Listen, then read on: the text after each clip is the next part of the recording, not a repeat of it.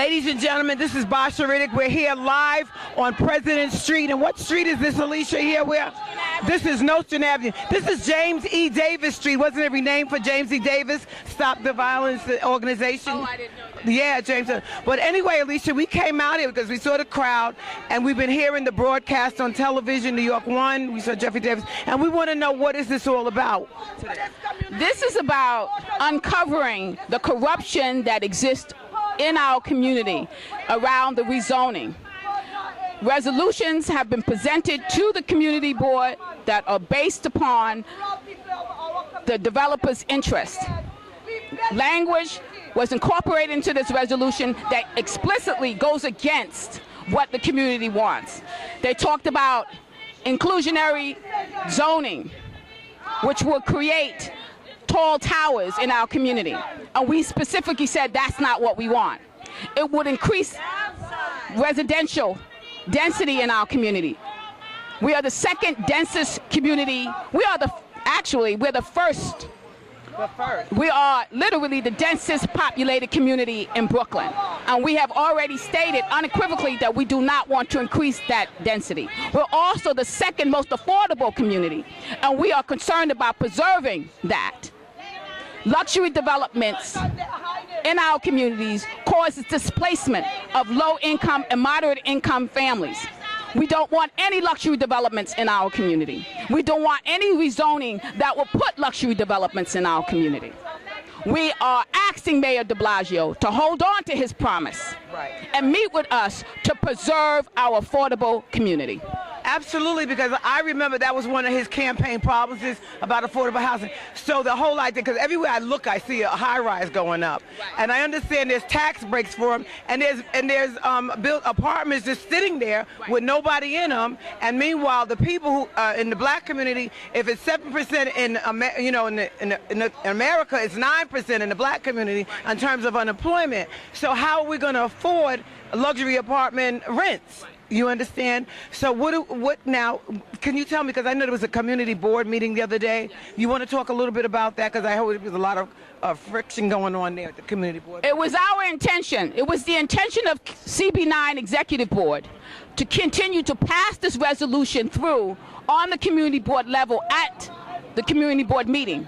So it was our intention as the community to stop it, and that's exactly what we did. We engaged in civil disobedience to stop them from pushing this resolution forward into the hands of city planning. And we came out, hundreds, to tell the community that we did not approve, and there is no community support for this resolution at all.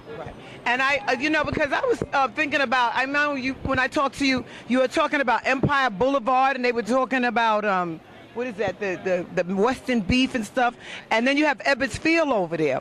So is this where they want to do the rezoning and do the... Actually, the language in that resolution is worse than that. The language in that resolution talks about increasing residential density all along the transit corridors. Transit corridors are any avenues or streets that have transit lines. That means Bedford Avenue, Washington Avenue, Nostrand Avenue, Rogers Avenue, Empire Boulevard, Franklin Avenue, Ocean Avenue. Oh my gosh. That's what that language means. God. So it wasn't just Empire. Right. It was the whole goddamn community they wanted. They wanted, okay. Well, I see why the people out here, ladies and gentlemen, I'm sure you do too, because that would mean people would be displaced from their homes, the children would have to be rezoned, taken out of their schools, you name it, it would have to be done. And what is your position with this board here? Right now, because I know Geoffrey E. Davis just got elected for the district, right? Geoffrey Davis is the only representative that has come forward to support this effort of saving our community. Our other elected officials have turned a blind eye and put their head in the sand as this is not an issue or concern of the community. That it's okay for the developers and city planning to come here and reconfigure our community and push us out. All righty. Well, listen, maybe we can talk to some of these people. Is this the same organization, MTOPP, and what is that standing for? The movement to protect the people, ladies and gentlemen, they're organized here today. They're out here, and as you see, they have their signs, and they mean business. They're not going to just let them come in like they did it with the Barclay Theater, right? When they just knocked everybody out of the Barclay Theater, okay? Would anybody like to say something else? I mean, you people? Let me do that. Come on, let me get over here and talk to this lady. Come on over here. Miss, you... Come. Hi. My community, I fought for this community when we had the Crown Heights riot. We fought. We ducked the bullets. Where the hell you was? Eh? You're corrupt. Put your ass in jail and put me next to you. I will sit down next to you. Okay, all right. And we have community leader here, newly elected district manager Geoffrey Davis. James is my brother. I'm Geoffrey. I'm sorry. I'm tired. We've been following this story. We've been up all around town, but we're here today and we're live here on President Street. And what is this, Nostrand Avenue? And this block was renamed after your brother, wasn't it? Nostrand Avenue, James E. Davis Avenue. That's further down. That's between Atlantic to Eastern Parkway. Okay. We're on Nostrand between President and Carroll Street. All right. But we came out here because we know that this is important to the community, and you want to tell us why you're here today and why you think it's so important. We don't want irresponsible development in our community that displaces people. Luxury development, luxury high-rises simply displaces people, and we don't want that. The history of New York tells us that development displaces people, the rent goes up, we can't afford it. Where are the people going to go? So we are speaking out now and showing our numbers and showing strength in the people to say that we want responsible development as opposed to irresponsible development. There's more things that can go down Empire Boulevard. It's a tourist attraction. You got Prospect Park, you got the zoo, you got the Brooklyn Museum. They could do more things to generate money other than displacing people. We're fighting to keep our homes. We worked hard for years and years and years to build this community up, to fix this community up, and we're fighting to stay in the community that we grew up in. So what do you want from this city? Because we just have a newly elected mayor, too. Is there something he could do to help save these homes for these people here? Oh, by far. The mayor has tremendous power. But first and foremost, we want to sit down with him. We want to talk to him. During his campaign, he said there's 2 cities. So we got to see that this can't be from the top down, but from the bottom up of management. Speak to the people. Come out and talk to us and set a plan to preserve affordable housing and preserve these people's homes. And that's what we want from Mayor DeBlasio. Because that would include everybody. The children would have to be relocated. Everything would be just turned upside down. Yes. So we want Mayor DeBlasio to come down and talk to us, right, and have a civil conversation and dialogue with us because we're concerned about losing our homes. As the newly elected district leader, we're concerned, my constituents are concerned about losing their homes, and simply put, not on my watch. So we're out here to say we stand together as one collectively, and we're going to fight to keep our homes. Well, we'll be following this story, and we hope Mr. DeBlasio hears what the newly elected district leader is saying, and they'll get together and meet, and they can resolve this, because I know when he came around to the communities when he was looking for votes, he did say he was it was important to have affordable housing in our communities. So we're looking for him to keep his promise, and hopefully when we report back, they'll have met with the people, because you see the people are out here. Let's take a walk and show that the people are here, okay? These people are here. I know you have Gloria Waldron. Gloria, why are you here today? Because I'm an organizer. I'm a community organizer. Wherever the community is in trouble, I am around. Okay, all right. And I saw you before. So you want to come over here from the movement? You're from the movement as well, right? Come on and speak to us. Why are you here? My name is Basha Riddick from the Basha Riddick Empowerment Show. We're Brick Arts Media. Hi. And we're going to cover this, and we're talking about this rezoning. And you want to tell us your opinion about it? Well, it has to be for the benefit of the community. This community already has a high density level, one of the highest density level of all Brooklyn. And we say preserve our community, keep it affordable. We need housing, we need affordable housing, not luxury. How long have you been living in Brooklyn? We should have a voice. Do you live in this zone here? Where do you live, ma'am? I live in Brooklyn. I've lived here for 30 years. And you see all the high rises going up all over Brooklyn? Downtown, look at that. Right, it's an example, and it's some racism involved. They're making it, they're disregarding the working class people, they're disregarding people of color. We say affordable, not luxury. And we say color. Young lady, would you like to come over here? Because you're one of the people I'm sure that you came out here this morning to represent. My name is Basha Riddick. It's a pleasure meeting you, and we just want to get the voice of the people because it's the people that we're worrying about. Absolutely. Well, my name is Karen, and one of the things that I've really been looking at is being able to work through the documentation problems that we have here. Something went on here that was not properly done. They're not following process and procedure, which is established. So we're saying, okay, you have not followed process and procedure, let's have a look at that. And they presume, of course, that the people cannot read, nor write, nor understand the legal language, but there are some people here who can do that, like me and some other people who are working on it to try to find out what exactly has gone on and what the process precisely should be. So everybody has their own area of expertise, and that's what I'm working to do, is to help to make it so that this community, where I've been living for 45 years. 45 years? 45 years, yes. 45 years. Yes, and my mother, by the way, who just 90 years old, just told me today, or yesterday, that she had to fight the landlord in court to move into this neighborhood 45 years ago. Oh my goodness. Because come a little closer to me, because I want to make sure that they get that. Would you repeat that again? 5 years ago, 46 years ago, my mother had to go to court in Brooklyn in order to move into Crown Heights because she was a woman of color, in which I have to go find the records. So she just told me that. I guess she pulled it up from her memory. But we've been fighting this for a long time. This is the same battle. It looks a little different, but it is the same battle. So this is really personal to you, and it's affecting the whole community. Well, thank you so much. It's a pleasure meeting you. All righty. Ladies and gentlemen, you see, they're serious about this. We're talking about people that have been living here 45 years. They came out, they're supporting this. If you notice, I don't see any other elected officials out here, newly elected politicians out here. I see James E. Davis. Right, when election time comes. What did you say, Gloria, Miss Waldron? What did you say? See all the elected officials at election time. After that, they have amnesia. They don't know you. The people are saying they get the votes, but then they don't come out to support, okay? So that's important. Jesse Hamilton? Okay. Let's go over here and see who we could talk to. Come on. Who's the chief of staff here? Jesse Hamilton, chief of staff? Who's Jesse Hamilton?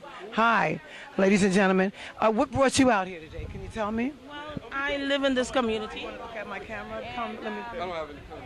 I think we need to have Pearl Myers go, because she has been doing a lot of things that is adverse to what our community needs. And so what make it even worse, she does not live in our community. Who is that? That's Pearl Myers. She is the person who is currently in charge of Community Board 9. Okay. And by not living here, she does not have a clue what goes on in our community. Right. Parking is atrocious as it is right now. Right. They're looking to put skyscrapers, quote-unquote affordable building, okay. Affordable apartments, but look at it this way, they're affordable. It's not affordable for the people who currently live in that area. Okay? Also, we're looking at if they're looking at putting 25-story buildings and so on in that corridor. Right. When they start digging our houses, and I do live in the area. Right. You live here? Yes, these houses are 104 years, 109 years old. They were built in 1904. Okay? And when they start putting down those foundations, they're going to undermine our houses. Not only that. Were you at the community board meeting when they were there the other night when they had the disruption there? Unfortunately not, but I heard all about it. And the thing about it is that when they put these buildings up, a lot of us have satellite television. We won't even, it won't be able to pass through the buildings, so what will happen to us? I understand. They're going to displace us. I just want to go over here. Come with me over here, because I want to talk to some of these people about, I want to get the signs, what they are, because they have actual messages on these signs. Can we see the signs? You want to get the signs? You want to get the sign right there? Let me get those signs. Get this sign. Build more shelters. And Lisa, by building more shelters, you want to get the signs? Yeah. Affordable. We want people to know that. Yeah, let me get this backdrop, ma'am. Okay? No, the community board gotta go. Hell no, the community board. What's this lady's Pearl? Is it a Pearl? What'd you say, Pearl? Pearl. Now, what is Pearl doing? What is she? She's supposed to be, what is she? I don't know. A rumor has it, and it's just a rumor, but rumor has it that she has resigned. I don't know if that's true, though. Now, what was her role in this? Do we? Well, according to the minutes of the March 25th meeting of Community Board 9, Pearl Miles was the sole author of that resolution. That's right. She was the sole author. Now, do I believe that? No. Because the language in that resolution is very technical and it requires some experience in city planning. To talk about inclusionary zoning, you have to know what that means. The layperson does not know that language, and the community board members did not know that language. When you're talking about increased residential density along the transit corridors, again, that's very technical language. Now, are we supposed to believe that a person who is basically an office manager would have that kind of expertise knowledge? But according to the minutes, she is the sole author. So we're holding her specifically accountable for that resolution. Right, right. Can I see what this sign says? Let him show me this sign, real. We want to see the sky. Let's see that sign right back there. These people live here. Obviously, you live in this community, okay? And obviously, you have something to add, sir? No, not really. I just want to say that. Say no to Eric Adams. What is it? To we want affordable housing. You mean when they ask him, you want him to say no to the people? Is that what you're saying? To the developers? Is that right? Yeah, exactly. Right. And ma'am, what is your take? Do you want to tell us why you're here today? I've been in the community for 10 years. It's a great place to live. I love everyone here, and I'm going to be on Sullivan Place. So after 5 years of construction, I'll be living in shadow for the rest of my life. You know, it's like it's going to be a wall of buildings. It's going to be miserable. It'll increase heating bills for everybody on that block, and it'll bring an influx of people that'll make this neighborhood intolerable. It's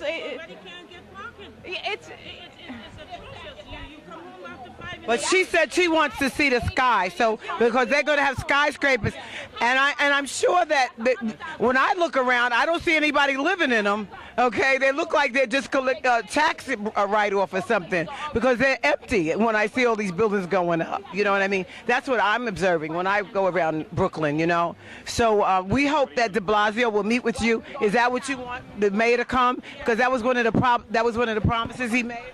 Yes, we would like him to come and meet with us. As a matter of fact, we'd like him to come and meet with us. We'd like him to come into the community and see what we're talking about.